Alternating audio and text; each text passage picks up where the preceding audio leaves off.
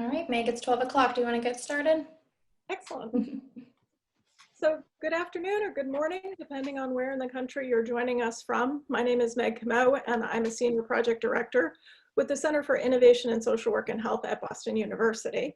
And I'm also the Principal Investigator for the Children with Medical Complexity Collaborative Improvement and Innovation Network, or as it's affectionately known, the CMC COIN. Welcome to you all today. Thank you very much for joining us on our latest session of the Care Coordination Academy. We're looking forward to spending a wonderful few hours with you all, learning about social determinants of health and care coordination, and in general, improving life for individuals with medical complexity, their families, and their providers. I want to start by switching to the next slide and thanking our funders at HRSA, the Health Resources and Services Administration. I want to thank them for their support of this project. They have supported us financially. They have supported us from a practical standpoint in terms of content. They've supported us spiritually and existentially in every way you can possibly think of. So we want to say thank you very much to them for that. Dr. Warren is joining us today and will speak in just a few moments. And we appreciate him making time out of his busy schedule to be with us.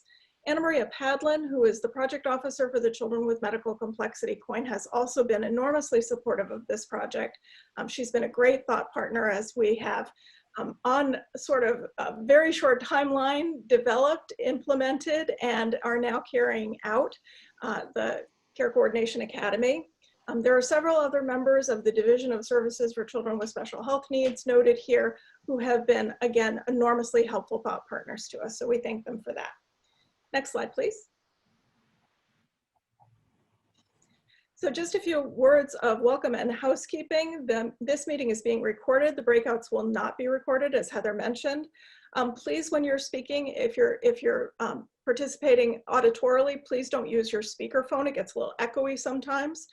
Please don't put us on hold. Some folks have hold music, and as much as we all enjoy that, it does distract just a little bit from our content. So that would be great if you didn't put us on hold using your own hold mechanism.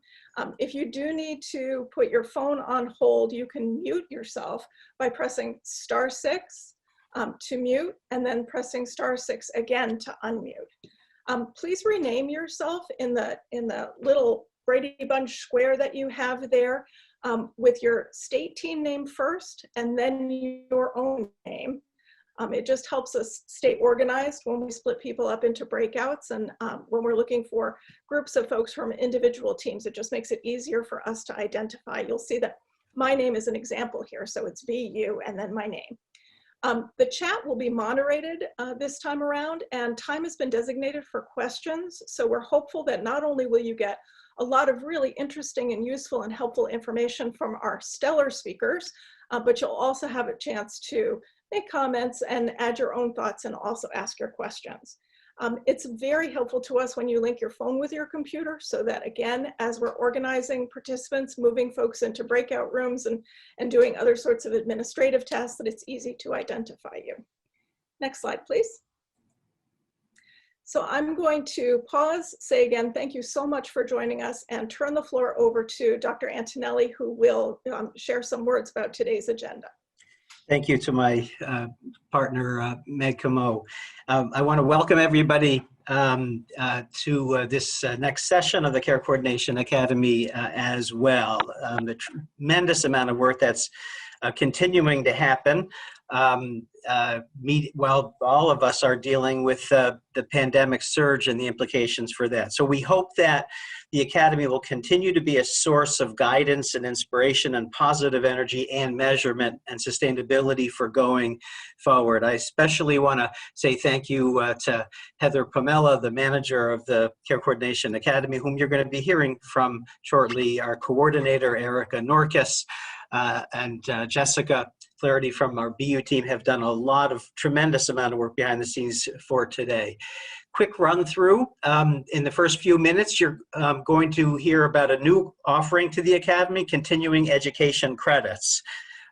In order to accommodate our speakers on the front side of today's block, We're going to give you just enough information at the beginning of the conversation about getting those continuing education credits, what you need to do to get them. We'll give you a brief reminder as we come back from the break, and then to close out. And then, of course, you'll be getting emails as well. But we're really excited that the Continuing Education Department at Boston Children's Hospital expedited our application. So today's activities will be available for continuing education credits. You're going to hear from Katie Huff, who's our Med Ed Director. Then Heather Pomella, Manager of the Academy, is going to provide a summary of how much implementation is happening in a relatively short period of time across the teams. I'm thrilled to then be able to introduce Dr. Michael Warren, and I will hold my thunder for that introduction, but I am giddy to be able to know that I reached out to Dr. Warren and he said, when do you need me? So we'll be privileged for that. The focus today is around social determinants of health. Our goal is not to convince people that they are relevant or that they are important. The goal is to say, here's the science, here's how you can use the science to move into implementation and measurement and sustainability. So Linda Sprague Martinez from Boston University, whom I'll introduce in a few minutes, and then followed by Renee Turchi, who's coming back for another presentation for us. We're going to only have a small break in between, but we've lengthened the team time for the breakout. That will follow Dr. Turchi's session, and then we'll regroup and have closing remarks. So that's the agenda for the day. Be free with use of the chat box as we go forward. It will be monitored, and as Meg said, we will also be opening some time for Q&A. So I'm going to hand this over to Dr. Katie Huff, who is our Med Ed Director for the Academy. Thanks so much, Rich and Meg. It's great to be able to share this exciting news that the National Care Coordination Academy has been approved by the Boston Children's Hospital's Interprofessional Continuing Education Committee as a regularly scheduled series, recognizing the value of the content and also the value of your time that's being dedicated to professional development and applying this in your own practices. So we've listed here the professions for which it's been accredited. This applies for the sustainability affinity groups as well, and the amount of credit hours are commensurate with the time spent in participation. I just wanted to let everyone know that the committee is able to approve only certain professions based on what it's certified to provide. And so if you do have questions about that, or about why, if you represent a different profession that's not included, please don't hesitate to reach out to, I guess, to Heather as a central point of contact, and we're happy to answer any questions about that. So I wonder if you can switch to the next slide there. Thanks so much, Heather.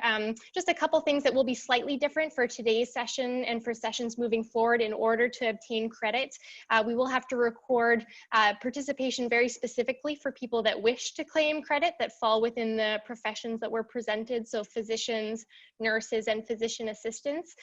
This also includes MOC Part 2 for those that are collecting credit. And so you'll be sent a link through the chat at some point that asks you to identify kind of yourself and put your contact information. And this allows our CME department to be able to send you an evaluation after the session. After you complete that evaluation, you will receive a certificate that recognizes that you've spent kind of the 4 hours today engaging in this discussion. You will also kind of see more emphasis on kind of eliciting intent to change and reflective statements. This could be sort of informally through the chat, as well as reporting out from team breakout discussions, but also in the post-session survey, which I think you're used to seeing coming through on SurveyMonkey. This will still be the same because we want to ensure we receive everyone's feedback, not just those that are applying for credit. But it will include questions about sort of how you might apply some of the principles being discussed to your own practice. So we encourage everyone to reflect on that throughout the time today. And we just wanted to give everyone a heads up that if you have requested credit, you will get the separate evaluation from the CE department as well. And that's necessary to complete for your certificate. In the interest of time, please don't hesitate to reach out to Heather if there are more questions about this, and there will be a reminder about these requirements at the end of the afternoon. And Kara, we would love to be able to provide credit for you as well, but unfortunately, we're not able to through Boston Children's Hospital, but I will let them know that feedback. So thank you so much, everyone, for your time. Excellent. Thank you so much, Katie. So hi, everyone. Welcome back. I hope you all had a great Thanksgiving. For anyone that may be joining us for the first time, my name is Heather Pamela. I'm a pediatric neurology nurse practitioner at Boston Children's Hospital, and I'm serving as the manager of the Academy. I'm going to share with you a brief overview of our 14 team work plans. Thank you to each of our team leads for completing this first progress survey and giving us a little taste of what you all are implementing. As you'll see here, many of you have identified that you'll be testing some process metrics. Examples of these process metrics that are being implemented include time and effort tracking through our care coordination measurement tool, also known as CCMT, and then utilization of the pediatric care coordination curriculum. Some of you selected other, which just means that you guys are go-getters and doing both process and outcome measures. Some examples of the outcome measures that you guys are doing is utilization of the Pediatric Integrated Care Survey, the PICS, and the utilization of measures from the CMS Medicaid Child and Adult Core Set. So lots of great things being put into place in such a short period of time. It's only been 2 months since the launch of the Academy, so excellent work, and we really appreciate seeing all of your work plans. So just examples of some of the interventions that are being tested across teams. As I mentioned, the CCMT has been a popular one that's being used. In addition, the Pediatric Integrated Care Survey, many of you are using that. One of my favorite tools, Rich, you know this, is the Action Grid. A couple of you are using that. We have the High Quality Handoff tool. Many of you are using the Pediatric Care Coordination Curriculum, combining it with using your other interventions. So that's excellent. And then we also have the Care Management Measurement Tool, the CMMT, not to be confused with CCMT, for COVID response. Just want to scroll down here. So everyone is doing such a great job. Those that selected other are doing a combination of a couple different interventions and some other COIN family satisfaction surveys. And then I just want to mention too that we now have the discussion forum that's live on Open Pediatrics. I'm going to use this space to be fielding some technical assistance questions that may be helpful for everyone to process together. They will be redacted, but feel free as a team lead or anyone from your team to go onto the discussion forum. If you scroll down to the Q&A section, you'll see that I did a first post to get things going, and just encouraging conversation. You're able to help each other out. There's many of you implementing the PICS, many doing CCMT. If you're having trouble with something or you want to see what another team, how they might be implementing, this is going to be a great space for us all to communicate. All right. Thank you guys so much. I hope you have a great day. I'm going to hand things back over to you, Rich. Thank you very much. And I just want to point out, when you consider we launched this National Care Coordination Academy in September, and the amount of work that is happening across these various teams. And I want to just call out the fact that they're not all homogeneous in design. In fact, I've been particularly thrilled that we've got teams that began with the CMC COIN teams. We've got other delivery system-based teams, and we've got some of the CMMI Inc.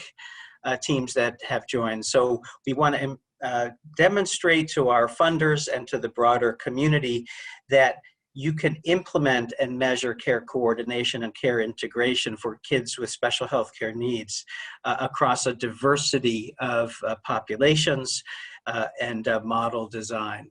So I'm going to go ahead and introduce a dear friend and colleague, Dr. Michael Warren. He's the Associate Administrator of the Maternal and Child Health Bureau, which is part of HRSA, which is part of the Department of Health and Human Services. I will not spend as much time as he probably deserves because he has asked me to keep it brief, and I shall. I have been a fan of this man, general pediatric with a focus on community, with a focus on public health, and he's seen families' needs from state level.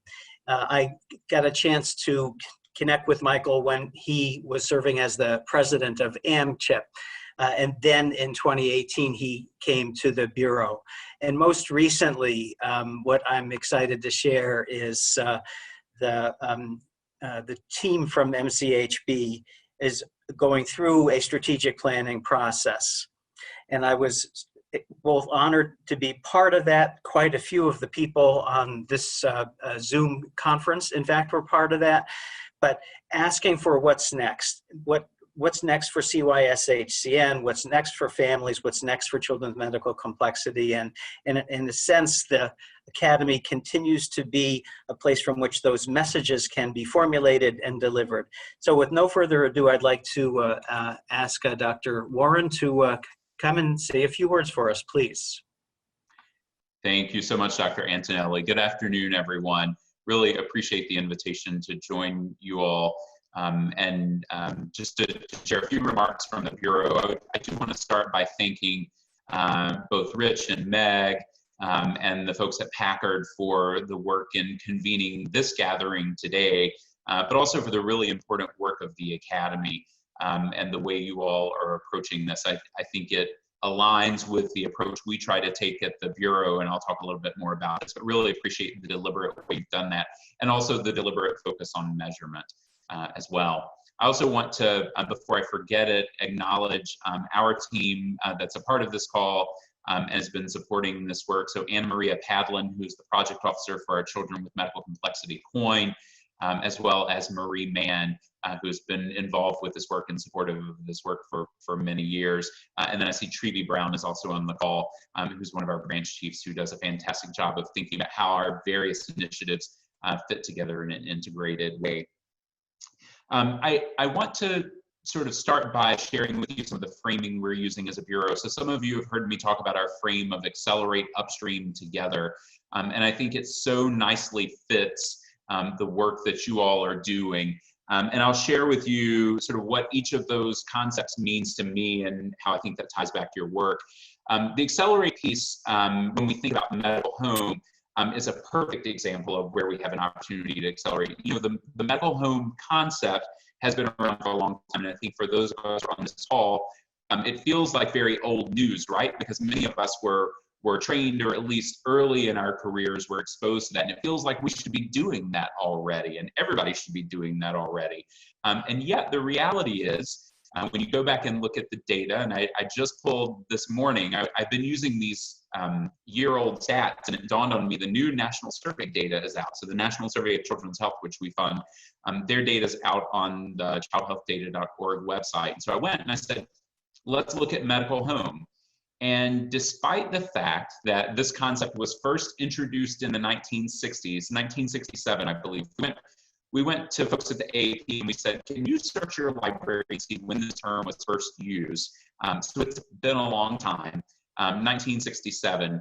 Despite that, so what's that, almost well over 50 years, I'm trying to do that math quick, but well over 50 years, only 49% of children without a special healthcare need report having care in a medical home. And you would think, well, it must be better for kids with a special healthcare need because that's really the population for whom this concept was introduced. It's actually worse. It's about 42%. And so we really have an opportunity to accelerate the pace of that change. And care coordination and care integration is a pivotal part of that. If you look at that medical home measure, it's really a composite of all of those various aspects of the medical home, care coordination being one of them. So couldn't have a better case than this for the ways we need to accelerate. The next part of that framework, though, is upstream. And upstream, thinking about the various approaches beyond just clinical care. Clinical care, absolutely important, particularly for children and youth with special healthcare needs. It is necessary, but it is not sufficient. And so as we think about the various challenges that kids and families face, there's really an opportunity for us to look more broadly at social and structural determinants. As I was reflecting on what to say for this call, I was reminded that when I was a pediatric resident, I loved primary care clinic.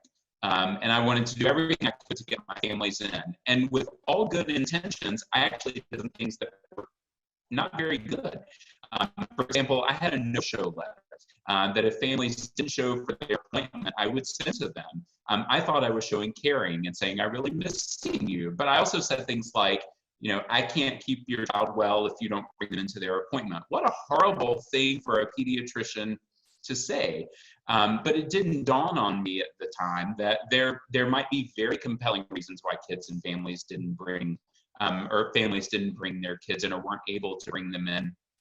And the tipping point for me was when I was a pediatric fellow, designing a curriculum for our residents to think about how they engage in the community and understand those various non-clinical factors. I had the experience to participate in a poverty simulation. And it was probably one of the most impactful things I did throughout the entire course of my training. I remember leading the simulation and driving back to the clinic really in tears, reflecting on how I had so missed the boat early on in those clinical years, thinking about all those various factors that were influencing whether a family made it to clinic, whether they were able to engage in healthy behaviors in their communities, whether they could even put their own health as a priority given all the other competing factors of the day. And so I say all that to say we have to think beyond the walls of the clinic and beyond the walls of the hospital where we find ourselves. We have to think about those upstream determinants. And so I hope you will learn from my failures as a clinical pediatrician and those lessons learned and how we have to look beyond and think what are those factors that we can address and support families along this journey. So accelerate upstream. The third part is together, and I think the conversation already about how do we engage families, how do we keep families at the center of what we do is so very important. When I was a brand new Title V director in Tennessee, I was intrigued that as part of our block grant application, we had to complete a form that said, how is the state doing with regards to family engagement? And it sort of felt like the fox guarding the hen house, like the state is saying how well the state is doing with regards to family engagement. And so about a year in, we had started to build some partnerships with our state chapter of Family Voices. And we didn't feel quite comfortable saying, you fill out the form, but we said, why don't you fill out the form and we'll review it. Well, the next year we said, you fill it out on your own. You tell us how we're doing, and that's what we'll report to our block grant. And that journey evolved really to being, you help us co-write the family and consumer section of our block grant and our needs assessment. Come to us or come with us to our block grant review with our federal project officer. We want you sitting at the table with us so that when the feds ask us, how are we doing? We can turn to you and you answer that question. We're not just giving that. So families have to be at the center, and they can't just be a person on your committee that you invite when you're ready to roll out a project, or that you can say, check, we had the family member there. They really have to be engaged pre-decisionally. Because my own experience and that of colleagues has been, when you ask families what they want and what they need, it's often very different than what you think they want and they need. But the important thing is, it is really what they want and they need. So keeping that at the fore and keeping them at the center is really key. So that's a crucial part of together when we think about accelerate upstream together. The other is the other collection of players that you have around the table to be engaged in this work. I know there are folks who are representing Title V programs or are connected with Title V programs. The Title V MCH programs, there's one in every state and jurisdiction, really play an important role in thinking about who are the right people to bring around the table to start to scale some of the changes that you all are trying out. How do we scale those at the system levels, whether that's at the regional or the state level? Title V can pull the stakeholders together to think about how do we change this? How do we take an interdisciplinary approach and really think about moving the needle on family-centered care? States actually report on a national performance measure related to medical home. Many states have selected medical home or specific elements of medical home, like transition, as one of their state priorities. So this is something they're interested in and working on, and they can be really great partners. One of the partners they can help bring to the table as well are your state Medicaid programs. Having worked both in the clinical sector and in the public health sector, one of the things I've come to realize over the years is if you really want to make change, you've got to get payers involved. And Medicaid is such an important player in this space. And I will tell you, Medicaid is complex. And sometimes if you're not on the inside, it can seem difficult to figure out how do we navigate it. But I have met some wonderful folks in state Medicaid programs and at CMS at the federal level who are very interested in working for families generally, and particularly children with special health care needs. So having them at the table is key. So that's a little bit about Accelerate Upstream together and the way I think it sort of fits with the work that you all are doing. I wanted to just say a couple of other things. I think the Bureau has for a long time been interested in children and youth with special health care needs and how we support them and their families. And so investments in the medical home, investments in earlier iteration of this work that supported the development of care coordination tools, in innovations even recently thinking about our grand challenges related to care coordination for children and youth with special health care needs, inclusion of performance measures in our state block grants related to medical home and some of the sub-elements there. So this has been a space we've been in for a long time, and yet we realize there's tremendous opportunity for improvement, as I mentioned at the start of my remarks. So we are engaging in strategic planning, both at the Bureau level, but also our Division of Services for Children with Special Health Care Needs is working on a blueprint that will really guide their work for years to come. And so we will paste in the chat box the links that you can use to respond to both of those to share your input. We want to hear from as many folks as possible to really give us robust strategic plan broadly for the Bureau and a robust blueprint for children and youth with special health care needs. Just a couple of other things moving forward. I so appreciate that you all are looking at social determinants. And I know you've got, you're using a lens of equity as you look at this work. And I think that is so incredibly important. Often we talk about these national level statistics, and it's important to say that's great, but what does that mean for non-Hispanic Black children? What does that mean for rural children? What does that mean for families who are in the lower income categories, families where the parents have less than a high school education? Stratify your data. Because as we think about this drive toward equity, we're not going to get there until we really focus on who's not there already and how we move them along. And so I think that is critically important, and I so appreciate your deliberate efforts at measurement. I also want you to continue, as you think about social determinants, to think about structural determinants like discrimination and how that plays a role in access to services and quality of services that's provided, and where you all have an opportunity to be a voice and bring solutions there. And so I appreciate that you all are doing that. The last thing I'll say is the focus, even in the opening remarks that were shared with you earlier, talked about measurement and the approach that you all are taking in doing this work. It is so key. This old QI mantra of what gets measured gets improved is so incredibly important. And I would encourage you to take that next step to make sure, as you're thinking about how do you systematize this work, I don't know if that's a word, but how do you really scale this and make this move forward? I would say what gets paid for gets improved. And so thinking about how you engage payers to show them why this is so absolutely important to do.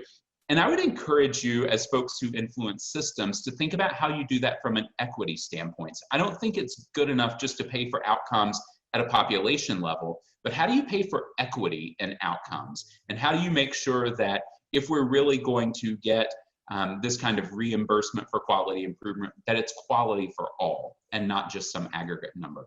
So I'm going to stop there. So appreciate the opportunity to connect with you all, but more importantly, really appreciate the work that you all are doing. It is so vital to the national level efforts to improve care for all children and families.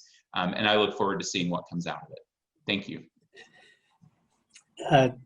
Dr. Warren, thank you. That was incredibly powerful, and I was struck. I could put myself in the car with you as you were driving back from that poverty simulation experience, and to feel what it must have been like to be in tears. And I feel that, and I feel that for the patients that I care for, and I think that that's what's bringing us together with this academy. So those were profoundly touching words, and we're extremely grateful for the vision of the Bureau and the investment in this process to demonstrate what implementation looks like. So this is a perfect segue to our next speaker, Linda Sprague Martinez is the chair of macro practice and associate professor at the BU School of Social Work and a research fellow for the Center for Promise of America's Promise Alliance. I had the absolute privilege of asking Linda to be a co-author of the third module of the second edition of the MCAHB funded Pediatric Care Coordination curriculum. And I just want to take a minute to describe that. I was the editor of that. We had Jeff Wilkinson and Linda Sprague Martinez, social work backgrounds from BU. We had Clem Bottino from Boston Children's Hospital, a primary care provider. And editing that module was both so much fun for me, as well as demonstrated the notion of, wait a minute, where does the social work piece fit in? Where does the medical home piece fit in? And the idea of care coordination, but with the outcome being integration. So how do systems work together? Think about what is it that the families are looking for. So with that as the intro, I am absolutely honored to have Linda speak to us today. And as I said, we're not going to take any effort to convince you that health-related social needs and social determinants of health are profoundly important. That's a given. The purpose of today's Academy discussion is, what do we know about the science? What can we do for implementation? And what can we do as an Academy going forward to begin the process of measurement? So Linda, please step up, and we're looking forward to hearing your presentation.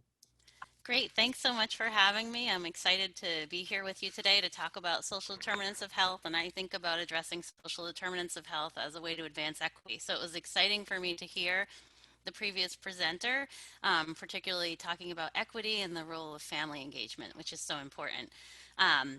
Just a quick disclaimer, as some of you may also be experiencing, I have a whole homeschool situation going on, so don't be alarmed if you see folks moving behind me, as it is lunchtime.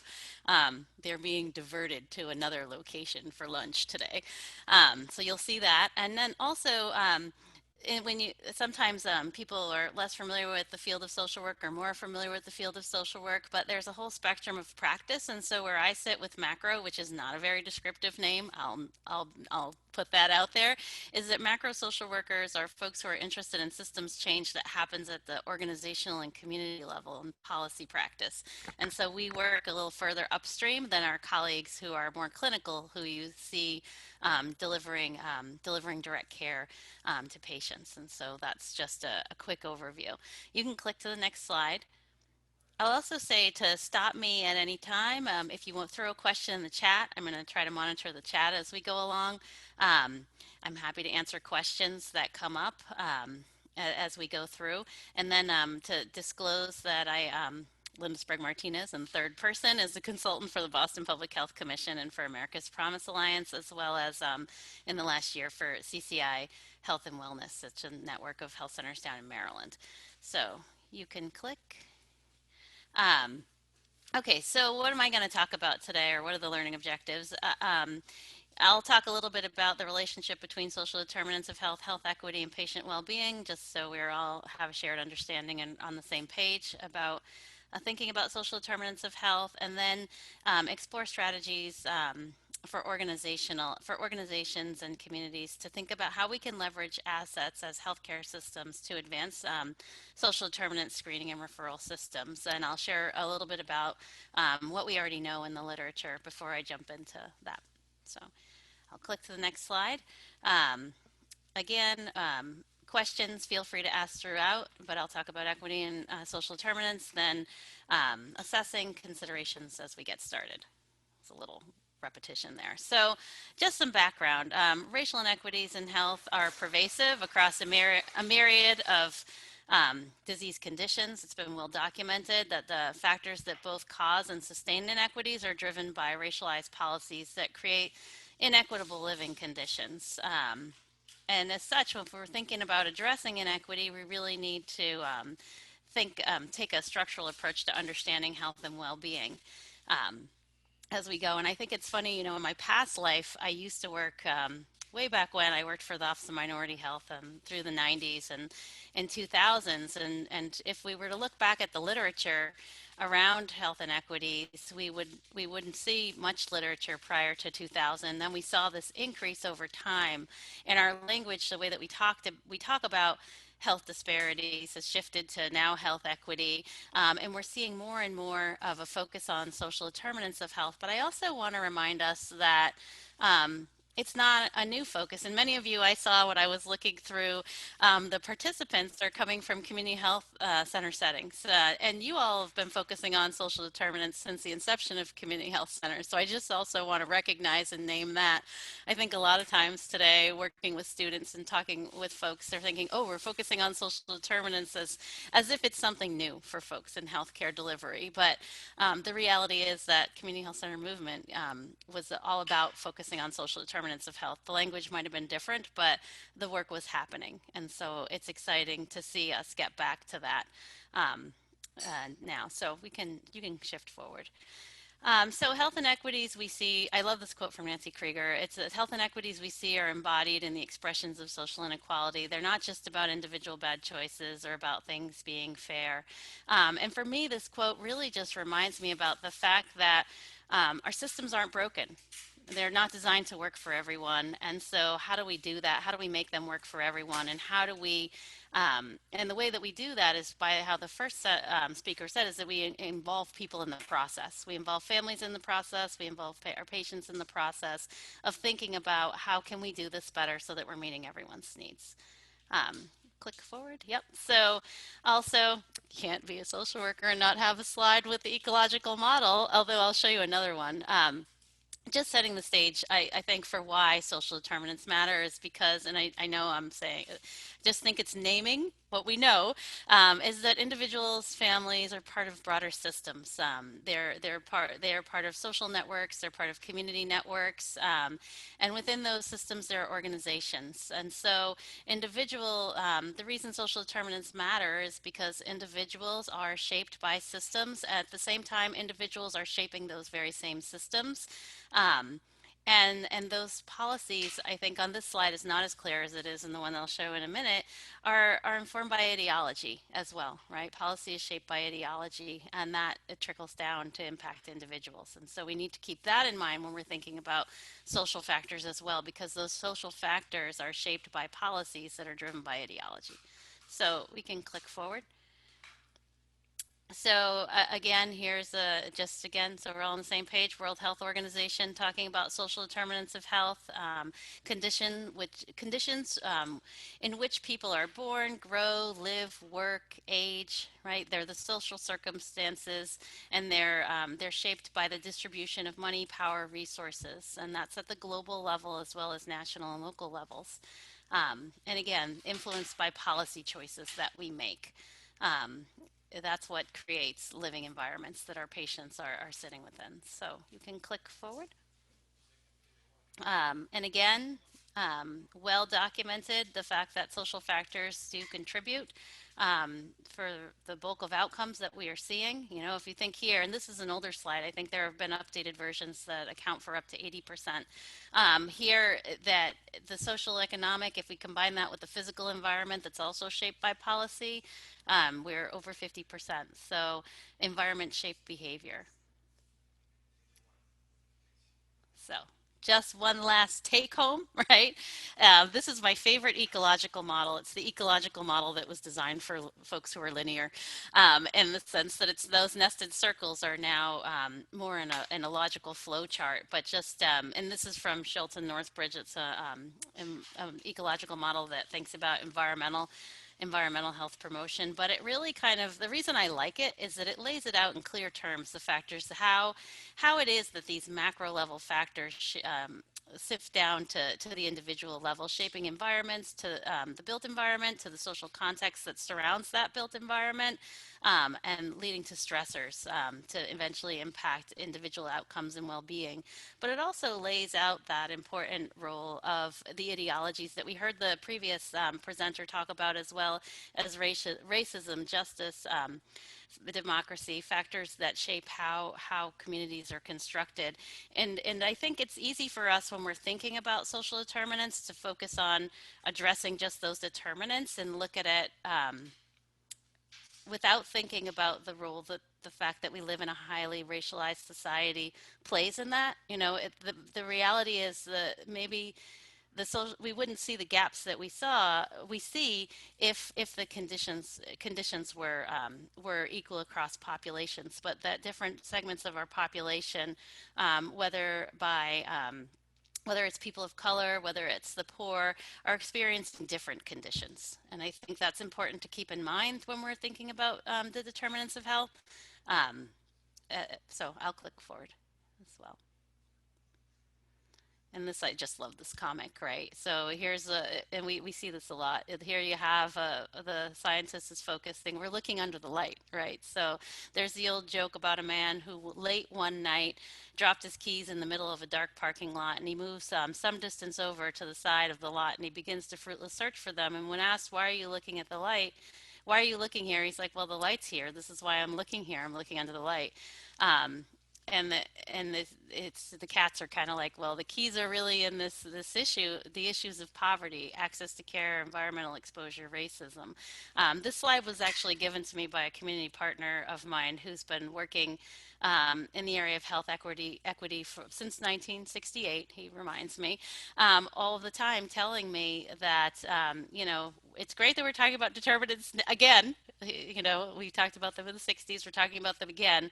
But we really need to focus on them. We really need to start to pull apart the big dark shadow that oversees the situation, the situation at hand when we're thinking about patient well-being. That if we're not talking about all of these things, we're missing a big part of the picture.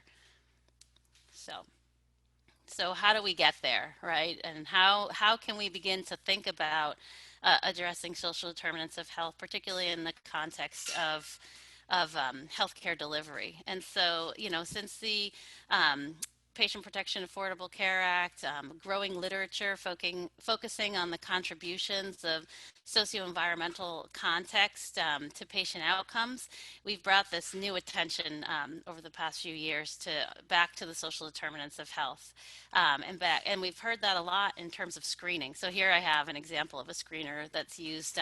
We use it at Boston Medical Center. It's a Thrive screener. It's based on WeCare, which some of you may have heard of.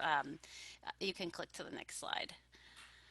And so where are we in the state of the science of screening? Where have we been and where are we going? I'll talk a little bit about that and kind of different approaches that have been used, but then I really want to focus the bulk of my time thinking about where do you begin? How do you, and most of you have already begun to jump into this, but we've seen a number of new papers emerging around screening and referral efforts specifically. Those started out, the majority of papers, if we go back and do a systematic review of the literature, we see that all early papers started out in pediatrics, family medicine. We've seen a number of papers since there's been more of a crossover into adult medicine, ambulatory care settings, and hospital settings doing more screening for social determinants of health. We've also seen shifts in medical education happening simultaneously, focusing in on social determinants of health, because it's one thing to think about how we're going to do this in our organization. It's another thing to think about preparing the next generation of workforce to continue to do work around the social determinants of health. That literature has been diverse. It's focused on providing education directly to medical students. We've seen a lot of interdisciplinary training with medical students and nurses together, training with medical students and social workers together in some settings as well, team-based trainings for medical students, simulations, really to think about how do we prepare folks as they're going in to think more holistically about health and to think about coordinating around care. within the group, within the team, less education seen around in the medical students with broader community stakeholders, but some as well. More around training nurses in the community. There's also been community partnerships as an increasing a way to increase access for an increase for patients to access social needs. So we've seen healthcare delivery organizations partnering with community-based organizations, papers around that. And you can click to the next slide. Um, so I think it's important that there's not one approach, which is challenging on the one hand in the sense of in terms of the evidence. So, you know, do we know the screening is effective? Do we know research referral is effective? Can we, when everyone is doing it differently? But the reality is that healthcare organizations are complex, adaptive systems in and of themselves. And so we really need, sites do need to have some autonomy in terms of how they're approaching screening. There's also been differences in the literature in terms of who's doing the screening. So how the screening's been rolled out, who screens, and then with respect to connection, who's doing that connection to resources? How is that happening? Is it happening inside of the organization? Is it happening outside of the organization? Who are the healthcare professionals that are responsible for that screening? It's anywhere from medical assistants, providers, community health workers doing connections, social workers doing connections, nurse case managers doing connections. So it looks different in different settings. We see medical legal partnerships emerging. There's a lot of literature in that area, but there's agreement on that. One thing that is really clear in the literature is that not collecting data you're not going to use, and that to be saying that you can't just screen for the social determinants of health if you're not going to connect people with resources. And so that's one important piece is how do you actually link people to the resources that you're screening for. And so I see a comment in the chat as well. I'm just trying to see if it's a question. It's always a challenge monitoring the chat simultaneously. Linda, this is Jessica. I've got it for you. So Meg Tracy just posted a really great resource on focusing on protective factors for Native youth and families. And there was just a point of sort of shifting from looking at a deficits-based approach more to an asset-based approach in Native communities.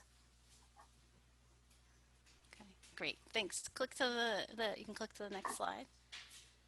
Yeah, there's a really great paper that came out by Gottlieb, and Gottlieb has published a lot. Laura Gottlieb has published a lot in this area around screening for social determinants of health. This is a group at University of California in San Francisco, and they talk about, they've looked at kind of some of the different strategies that healthcare systems are using around social determinant screening, and really thinking about that risk. They use a model where they call risk-informed care versus social risk targeted care at the provider level or healthcare systems level, and that social risk care informed care is kind of I would say a lot of the earlier efforts around really the things that healthcare systems are doing to advance clinical care by incorporating considerations for social factors that may influence patient care. So those are some of the things, and I think a lot of these things have been happening for a while around extending hours, putting in place interpreter services, some of,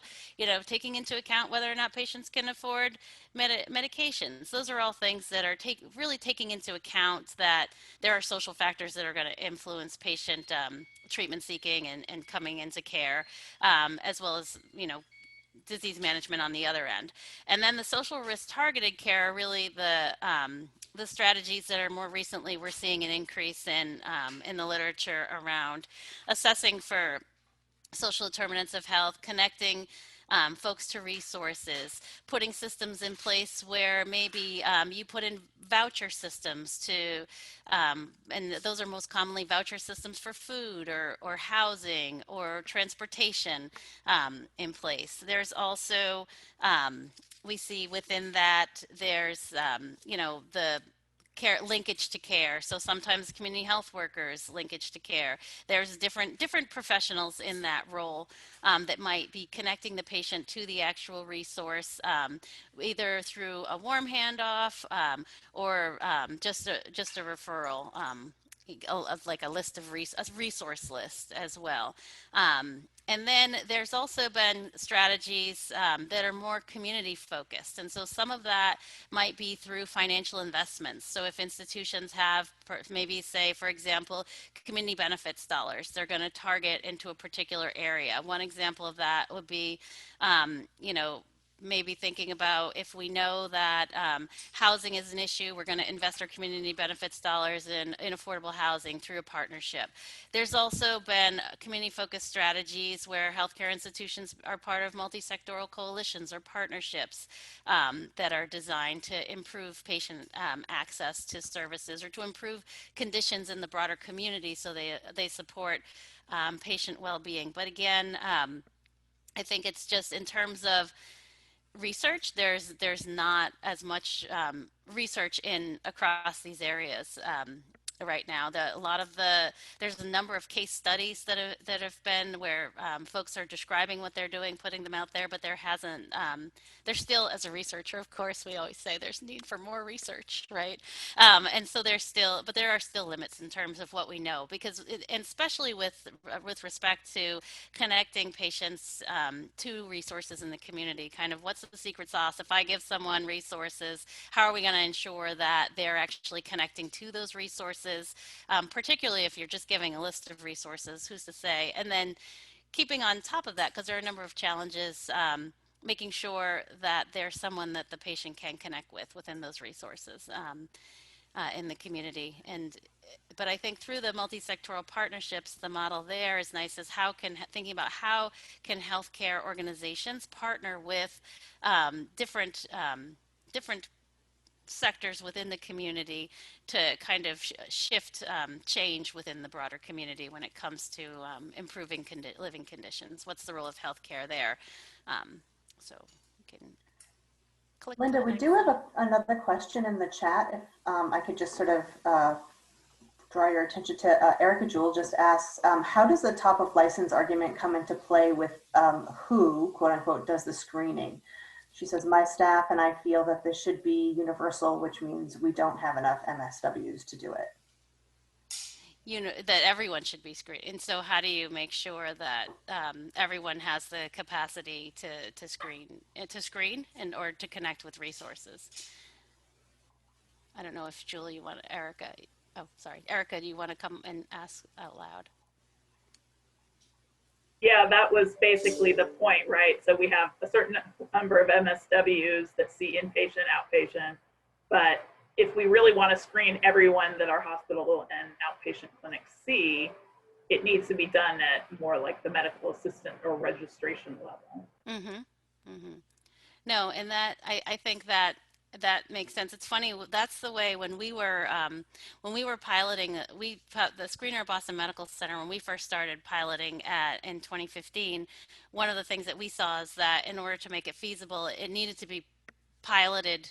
If we were going to do everyone in ambulatory care, and we were just started in one clinic, but we needed the medical assistance. At registration, the patient was given the screener, and they were then followed up in the appointment. And so we saw that as well. If we were going to have everyone do it, the workforce that we needed to train to do the screening was that the registration. But every healthcare system is set up differently, and so that might look different in another setting in terms of who the person is that is doing the screening, and whether or not it has to be administered by someone or if folks fill it out independently also varied. But I think there are challenges to that as well. We did run into some interesting challenges, or whether or not folks were in the union and additional timing for training. So there's a lot of considerations there. I would also say that the who is going to look different depending on your institution and how your institution is structured and how what your workflow looks like. But the screener doesn't, based on the literature, the screener doesn't have to be an MSW, or it could be, it varies in the literature in terms of who is doing the screening. I don't know if that gets at your question. There was a follow-up question also from Jeff Schiff about if there's been any research looking at cultural competency of clinic providers and systems and the ability to effectively screen and refer to services. So are there some models for implementation there? In terms of, you mean measuring the, can you, I don't know if Jeff, you want to come on and speak to what you're, in terms of the level of cultural competency, I what you're just, getting at there? sure. I mean, I really appreciate this conversation. I just want to be careful that we don't put a screener tool out and we have a lot of implicit bias or structural racism in our system. And we say, well, we screen for food because that's what we can refer to. And then at the end of the day, that's all that's left is somebody got screened for food when they're really desperate for housing Yeah. or transportation or something like that. Or the screener is doing this as a rote thing where they don't really feel confident. So I feel like we have, I don't want us to go down a road where we screen everybody, but at the end of the day, the people don't, either they get a referral that's meaningless or they feel like the institution is culturally or structurally inappropriate for them and they don't come back or they feel put off by that. So I think we have to both integrate or understand the structural racism and the implicit bias that our institutions come to and make sure the people who are doing the screening both understand the culture of folks and where they're at and their weakness, their challenges and their strengths at the same time move the resource question along as well. Yeah, I really appreciate that point, Jeff, because it's you know, a screening isn't going to address structural racism, right? We know that from all sorts of other fields. And there's also, you know, there can be dangers when we think, when we're screening as well, because we think we're doing everything. Like we've done everything we can, we've checked.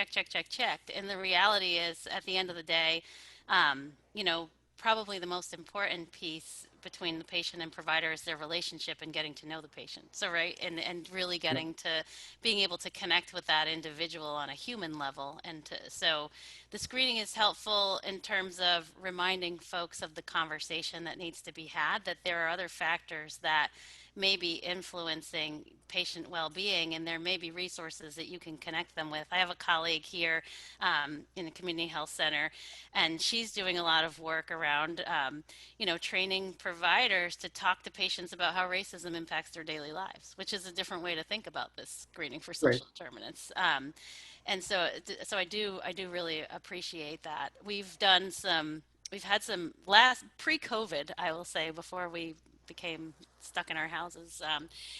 And we were doing some interdisciplinary training with social workers and medical students around the training.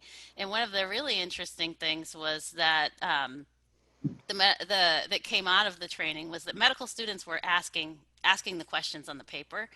Um, and social work students were really frustrated by the questions on the paper because they wanted to engage in a conversation with the patient. And so they would do the follow-up. We would do case consults between the medical students and the social work students. And it was very interesting because, you know, we were studying the process of how this plays out on my end. I'm interested in studying it. So, you know, is that the medical students and the social work students were, during the case consults, after the screener, there were so many questions still unanswered. And it just showed the need for follow-up, that the screener is only going to get you so far. It's going to open the door to questions, but it's not going to answer them all. I'll also say that one thing that's important to consider is that even as you're developing your screening and thinking about how if screening is the way you're going to go, as you're capturing this data, it's important to work with not just your provider team or your implementation team, and I have this in some slides as we go forward, but you know, you want to incorporate patients in that process as well. When we were developing the Thrive Screener, we worked with patients and started talking to patients about what they thought about the screener. We spent a lot of time, like, this is the whole idea of screening, and that before we even got to the questions, to see where people were at with it. But it's really important to partner with patients and to think about how you're going to approach it, because you want it to be relevant for your patient population. And it's, you know, it's hard because patient populations are diverse. It's not going to be perfect for everyone, but I think having that continuous open conversation about how's this going, you know, more easily said than done. I realize there's a lot of folks involved in the process, but it's important. Any other Linda, questions before we jump forward? Well, we have a lot more questions and Okay. comments. Wondering if you wanted to sort of push through with the rest of your presentation and leave some time for those questions at the end, or would Sure. you rather? Yeah, I can push through. That's what the, yep. Yeah, I think we Okay. have time at the end allotted as well, Linda. Your very last slide, we should give everybody, we have till 1:30 for you, so take your time Okay, with great. Yeah, and I it. don't have, I mean, my next slides are a lot of questions for us to think about, so we can add those Perfect. to the list for follow-up. Okay, sounds great. Great. So where to begin? All these different places we could go, all these different ways we could go. With no right or wrong answers either way. You can click forward. I think one of the key first things, it gets to the last point, is to, oh, my slide got cut off, is to know your local landscape, right? There's so many assets within our institutions.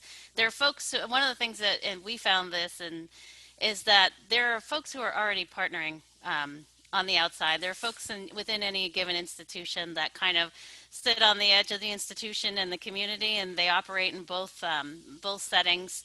There are folks who already have existing relationships. And so really, how is it that we can get to know what's already happening broadly within our institution to think about how do we move forward? So you can click to the next slide. You can click again. I got a little crazy with the animation here. Feel free to click a few times.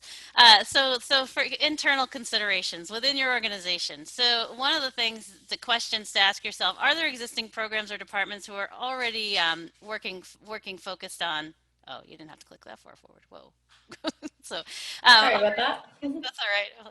Already doing work focused on social determinants of health. So who are the folks within your organization, or what are the programs within your organization that you can really begin to leverage, see what their lessons have been learned. What systems are in place that might help you capture and communicate data related to social determinants of health? What is your EHR or your EMR, however you refer to it at your respective organization? How might you use that to think about collecting patient information and focusing in on social determinants of health? Who is the workforce and this came up already, but who is the workforce that's going to be responsible for assessing within your organization, or is responsible for assessing within your organization? What services might we already be providing to address social determinants of health, or partnerships might we already have? You can click. And then, here's just an example. It's not as clear on this slide as it was on my slide at home, but when we were getting started with Boston Medical Center, one of the early things we did was we just did a brainstorming session with the Mission Advisory Group to think about what are all the folks who might be doing something around social determinants of health. And we came up with a countless number. We surveyed all those different departments, just a really quick and simple Qualtrics survey. We collected information kind of about the organizations. We collected information about who they were, what kinds of data were they collecting already, who who their community partners were, how long they've been partnering, if they had formal agreements such as MOUs with their partners, if it was more of an informal agreement with their partners. But we learned about a number of different programs, a number of potential champions were identified through that process, and a number of external linkages were identified as well through that process, just to get us started, so that we can involve as many people from the organization in our planning as we were developing the tool, and get feedback from as many folks as possible as well. You can click forward. You can click a number of times again, thanks. That's what happens given academic time with slides and things get crazy. So then what are your external ties? Community connections, community partnerships. Where are you already connected and doing work in the community? What advice, maybe you already have, I'm guessing everyone has a patient or family advisory council. You have advisory boards within your existing organization. You have connections with community partners, maybe housing organizations, maybe local government. But where are you already tied in, and how can you leverage those ties to help think about screening and referral and getting your patients linked to resources to understand that broader context. You know, again, partnerships, MOUs in place. Some organizations might not want an MOU, a memorandum of understanding, or formal agreement. Sometimes some are more contractual, and some are much more informal, word of mouth. There are personal connections. Although I always say that even if you have personal connections, thinking about ways to institutionalize them over time is helpful in case of any kind of transition planning or turnover. Who within our organization who within our organizational workforce is in a position to span boundaries, right? There are folks who do work in the community, there are folks who do work in organizations, but not all health professionals are working both internally and externally. It's also at that time, as you're thinking about who within your organizations, and I forgot to put it on the slide, but it's something that has gotten in the way. And has come up in the literature, is really what are the organizational policies you might have, right? And so sometimes there may be organizational policies that are in place that pose challenges to linkage services later on. So there may be policies around if you're going to do any kind of out connecting people directly in the community. There can be policies that regulate people's work that don't allow them to work within the community, or to bring people in their cars, or little things like that, that as you get further along, you want to be thinking about earlier if you have a sense of the policies you have in place. And then I think also another point is to think about how might your data that you collect influence or benefit local advocacy efforts focused on social determinants of health. And this kind of fits in that category about multi-sectoral partnerships or coalitions, but sometimes in healthcare institutions, we collect a lot of data. You know, maybe we understand that housing is playing an important role in influencing patient well-being, and you know, it could be that and we might have data that we've collected on that through our assessments, and we've learned that systematically. It may be that local housing advocates are trying to make a case for more affordable housing, and our data from the healthcare system can be powerful, and not that we're out there doing the advocacy, but when there are data sharing agreements between healthcare institutions and local organizers or housing activists, it can help to kind of push forward their efforts, because maybe they don't have that same data that we have. So there are different ways that partnerships can help improve social conditions that we might not always be necessarily thinking about. So that's another important consideration. And then clicking forward.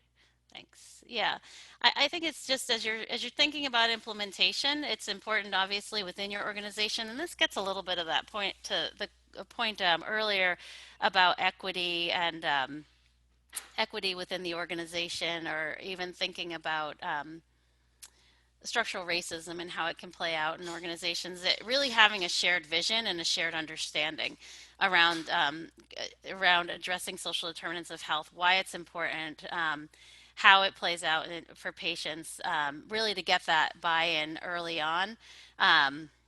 How do you create that shared vision? Who do you need at the table? Identifying your champions, and then putting together an implementation team for your efforts as they're going underway, and really thinking about making sure that patients are part of that, family members are part of that team, establishing systems and structures for data collection or data management, ensuring data is accessible to providers, because you can screen for that data, but depending where it sits, is someone going to see it the next time your patient comes in? How are you going to make sure the systems are in place there? Do you need someone from IT to be part of your planning team as you're going to see how, because sometimes you can have a team that's ready to go, folks are ready to screen, but you get put in the docket. I don't know if folks experience this at their organizations as well. And it's going to take a while to make a change to the EMR so that we can actually collect that data. So that's an important piece to think about, who needs to be there, creating any kind of guide or manual, putting in loops for ongoing training and feedback. How is it going from the team perspective? How's it going from the patient perspective?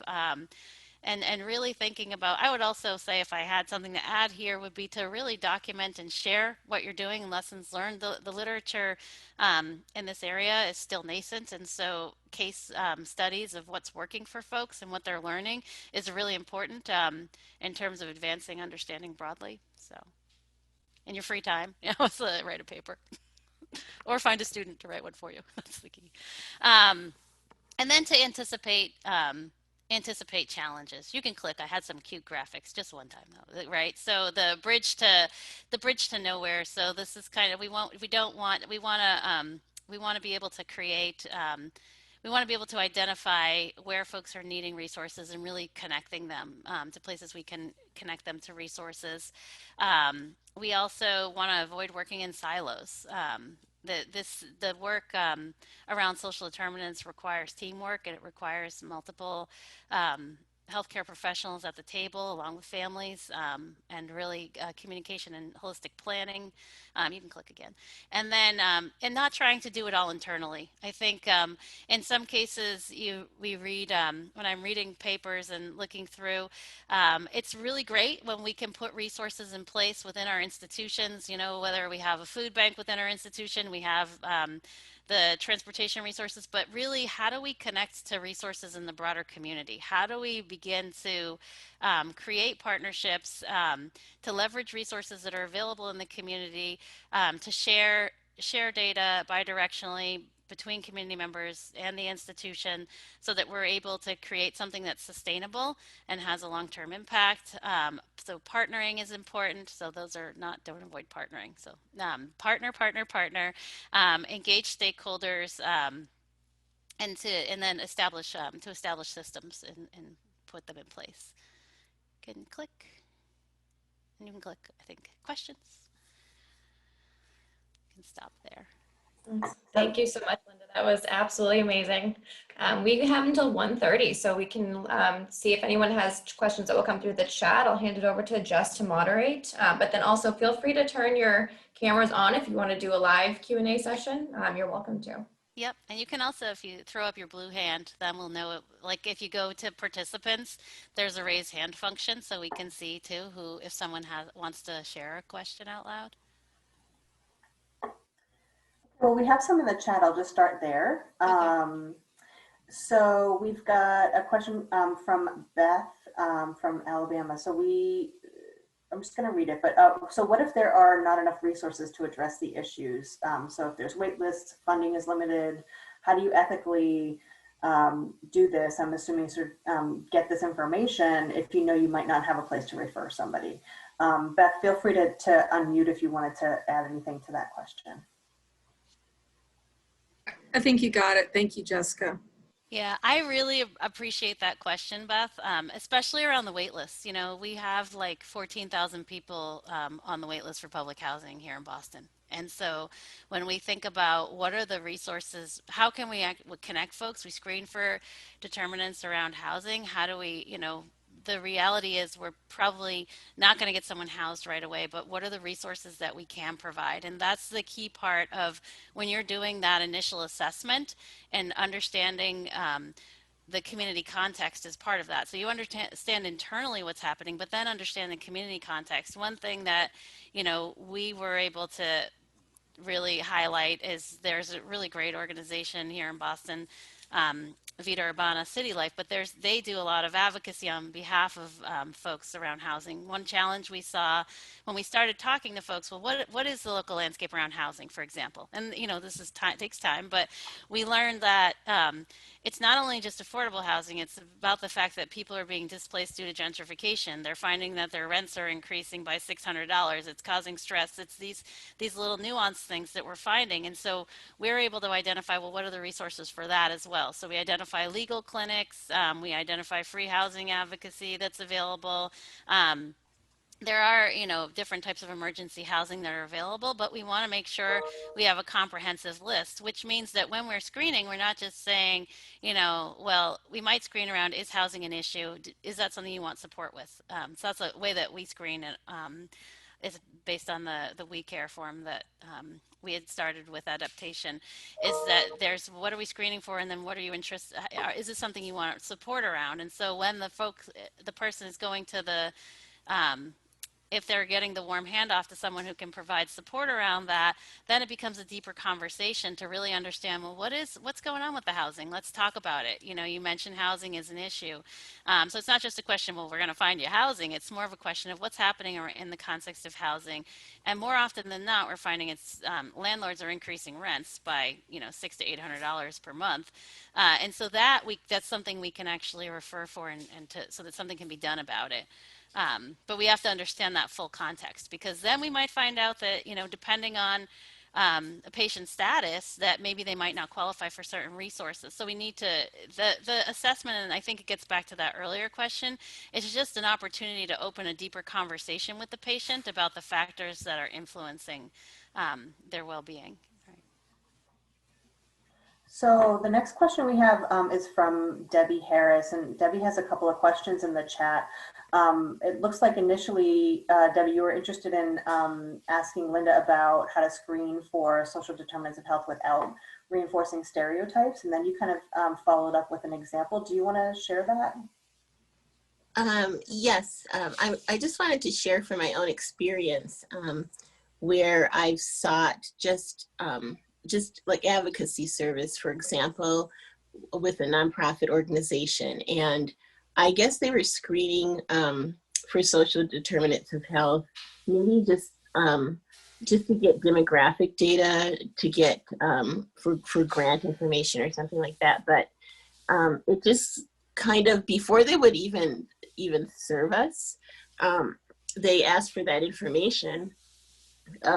And insisted on having that before even finding out what the situation or the problem was. And so it kind of set the relationship kind of ill at ease in the beginning, because it seemed like there are assumptions made about you, which with my experience in history is the very thing that you don't want to have happen. And so how do you go about screening without kind of putting forth this, kind of notion that assumptions are being made about people. Mm-hmm. So I think we have to be really careful about that. I really appreciate that comment, Debbie, because it's also this important reminder that, we can't use screening as a means to an end, right? We're not just collecting data for data's sake. That the one important piece behind trying to understand how social determinants of health are impacting patients is really to understand how we can provide the best possible treatment and make sure that people are getting what they need in terms of resources. And part of that is, again, thinking about screening as a way to really open the conversation with patients, to try to not just, what brings you here today, but also how can I get to know you, right? I want to understand you. I want to understand all of the factors that are influencing your well-being. And is there anything beyond what you're, maybe presenting with that we can provide support with? So I think I think that's it's a really important point, that we want to make sure that we are. One of the ways that when we're talking about it is we say that, there's a lot of different things that can impact health. If you think about it all, like there are things that we worry about, if we're, our employment can impact health, all of these different things. And so part of what we want to do as a health center is really understand what are the different things that are impacting your family's health and well-being. And there may be additional things that we can support with as a health center. So I think it's really just building the relationship there. But I really appreciate that comment, Debbie, on a personal note and as a researcher, after having been referred to a program once by a hospital that it was not helpful, and an assumption that they had about who I am. So, thank you. Yeah. So thank you so much for that question, Debbie. And just moving into some of the additional resources that were put into the chat. I know we started talking a little bit, Meg Tracy, you had mentioned the protective factors in American Indian and Alaska Native populations. Did you want to speak to that at all and just sort of focus people's attention on that piece in the chat? Sure. This is Meg Tracy, and I would just thinking about the opening remarks about strategic planning, and that it does take a multi-level approach if we really want to be thinking about social determinants of health, so that we can be working with the resources available while also working upstream with partners of marginalized communities to increase the resources from their perspective and with the priorities of those communities in mind. So just thinking, about the space that we're in Montana, and that it's hard to move things forward without creating some real change in how we organize to address priorities. And so just thinking about how we I'm thinking about, in my mind, as everybody's talking, I'm thinking a lot about Kamara Jones and her work and how we really become co-conspirators. And a strategic plan, I think, allows us to do that, to be working at the direct service level on information and referral with what we have, but then also working at those macro levels to change how we network, how we partner, and then how we organize priorities, so that we are thinking with indigenous communities about the real need to go back in time and repair. There's a lot of harm that we did with, for example, the fetal alcohol syndrome and fetal alcohol exposure agenda with indigenous people. And there's a lot of work to go, even further back in terms of the experience of Native people in really strengthening those communities so that they can be leaders. So that's all I'll say. Maybe others have stuff to add. I think that's such a great point that you make, in that how do we, the being intentional, right? That we can't just jump in to another tool.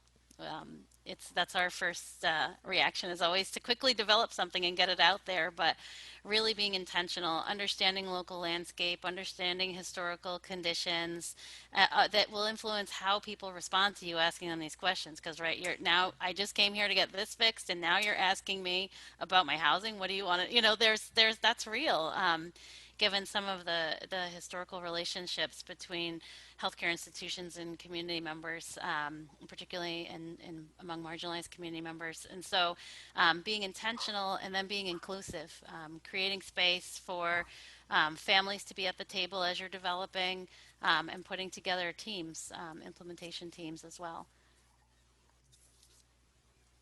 A couple of folks I just think the one other quick point is, and you probably all see this in your work, that when it doesn't go well, like bad news travels fast in communities. And so if it's not done well and intentionally, word will get out.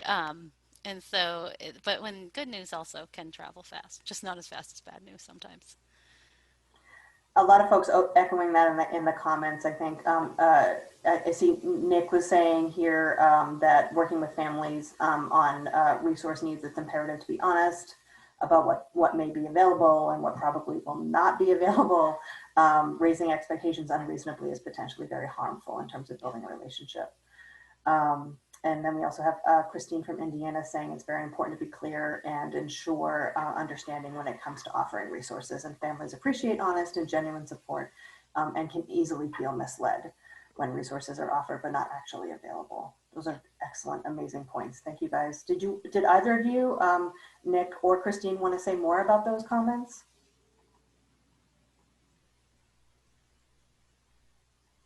Okay, no pressure, don't have to. Those are really great anyway. No, I couldn't get the thing to unmute. Yeah, just basically that, I mean, it's like when you ask families to take part in surveys and focus groups and stuff, you've got to be honest about what it's all about. You know, basically what's in it for them, to put it bluntly, because there is nothing worse than screening for something that you know isn't available. So one thing you can do is, you know, before you give someone a resource, you know, for something that looks wonderful on paper, because if you go onto most agencies' websites, it all looks absolutely fantastic what they can offer. Oh, we can do this, we can do that, we can do the other. But when you actually call them, they say, well, we can sometimes, but we're out of money now. So it's important that whoever is facilitating the discussion and has a relationship with the family, check out, you know, what will this family hear if they do call, you know, if they call the number we suggest, what are they going to hear when they get through? So there's a lot of pre-work has to be done by ideally social workers, being biased, and then that can help build the relationship so you really can get to some of the other issues that may be there, and of course they may not be there either. So I just also wrote, Florence Hollis wrote once, if a family asks you for a blanket, you give them a blanket, you don't try and psychoanalyze them. And I'll just add to that, you know, this is Christine from Indiana. I'm sorry, I can't have my video on. But it is, you know, when you offer to families, we have to consider that the families already probably have jobs. They have possibly other children that they're caring for, and it can be a full-time job just to make sure that this child that, you know, they is getting the care that they need, let alone then having to seek out the additional resources. They don't have a lot of expendable time to be able to doing and looking into and participating. So that really needs to be a part of the consideration. Thank you, everyone. I just want to acknowledge too, Marie Mann, I believe you had your hand up. Did you want to speak? Hi, I have a question for Linda. I think at the beginning when we were looking at different models, one of the things is really talking about how policies contribute to some of those factors that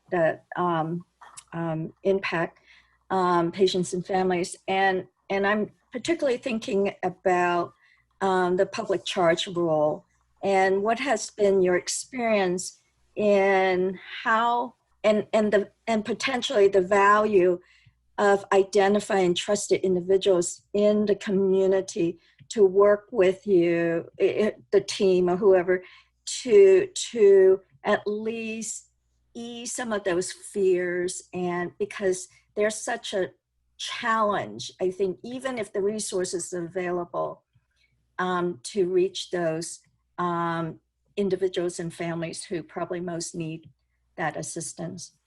Yeah, and I think, and I really thank you, Maria. I really appreciate that question, because I think one important first point is really helping providers. Not all providers even understand the public charge rule or might be familiar with it, especially thinking about some of our residents and folks that just think making sure people understand that families are worried about that. There was a really great article that came out. It had some colleagues, we're in the next town over, not in Boston, they're in Everett, but given the current climate, they've done some work to look at how even just the climate around immigration broadly impacts treatment seeking. And they found that it was delayed and deferred as a result of fears for folks, because at one point we had an uptick in raids that were happening here. But I think that really it's important to understand what are the safe spaces in the community, because sometimes we think the community as if it's this unit of all that is good, the community, but there none of us are immune to the impact of white supremacy culture, internalizing it within our organization, or structural racism, just because it's the air that we breathe, right? We're all living in the same world. And so some organizations aren't as safe for community members to go to. They don't go to them because they don't feel safe.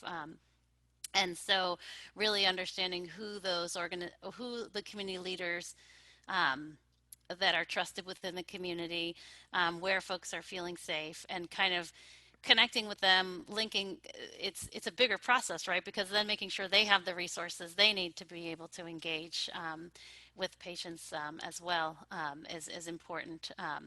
And working collaboratively. But that's part of understanding the local community landscape is who are the trusted resources in the community, who's safe for what communities. And I think a challenge for healthcare delivery organizations is that there are so many communities or segments of the population that we're working with. And so really understanding that local landscape requires that we have partnerships and resources to help us to do that. And it gets back to Nick's point too about even it makes knowing like what's going to happen when that person links with the resource. I remember a provider telling me, well, I gave him the resource list of like, did you call any of the resources on the list before you gave it to him? You know, and is there, I could call that and know that there's no one who is Creole speaking or Spanish speaking at the other end of the line. There's a voicemail. There's, you know, so there are also, it's also kind of working with our partners to set up systems that allow our patients to access them. So thank you. Excellent. Thank you so much, Linda. I just want to be mindful of time. I want to get you guys all to your first break as we have a very busy day planned for you after. I know there's lots of other questions and comments through the chat. I will do my best to try to answer some of those after today through email, and can also connect. Linda, I might field some of those questions with you, and then I'll answer the participants later on. Thank you guys so much for making this interactive, though. It's been great. So we will resume at 1:40, and Renee Turchi will be giving our next presentation.